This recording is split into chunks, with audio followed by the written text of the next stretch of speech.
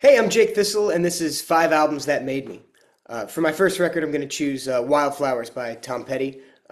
Growing up, Tom Petty has really been my number one influence.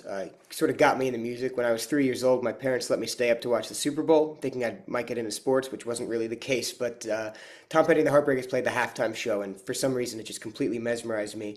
And so, Tom's meant a lot, but I think that album in particular, Wildflowers, which was, had a lot of heartbreakers on it. It was a Tom solo record. Rick Rubin produced it.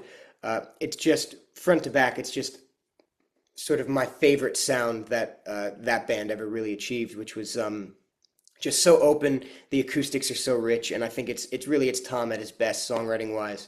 I think the songs are really loose.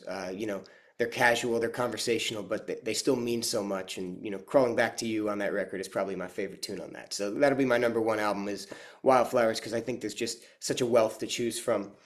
In a similar vein, my second album is Dirty Jeans and Mudslide Hymns by John Hiatt, which is another one of my all-time favorites. I think sonically this record is just so open.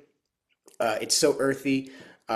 Adios to California is another one of my favorite songs of all time, and that's on this record. And I think it shows John. I think it's John at his best cross section because he's got some real great rock tunes on this. He's got some real Americana fighters on this, and it's one of my favorites.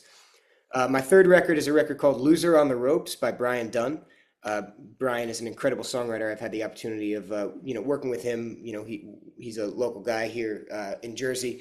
He lives in New York. But this record just completely stopped me in my tracks when I released it.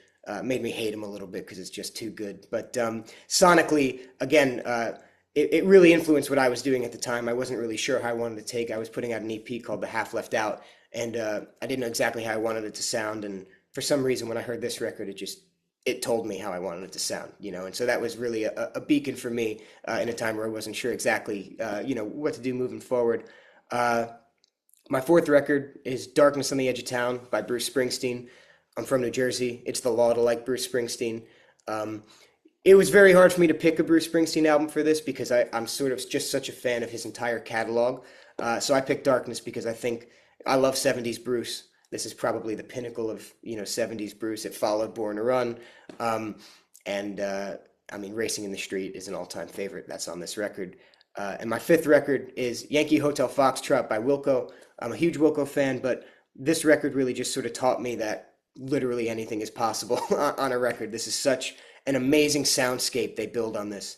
And listening to what they did with the songs, I still remember the first time I hear this record, and it really just it moved me. And so I love going back to that and figuring it out.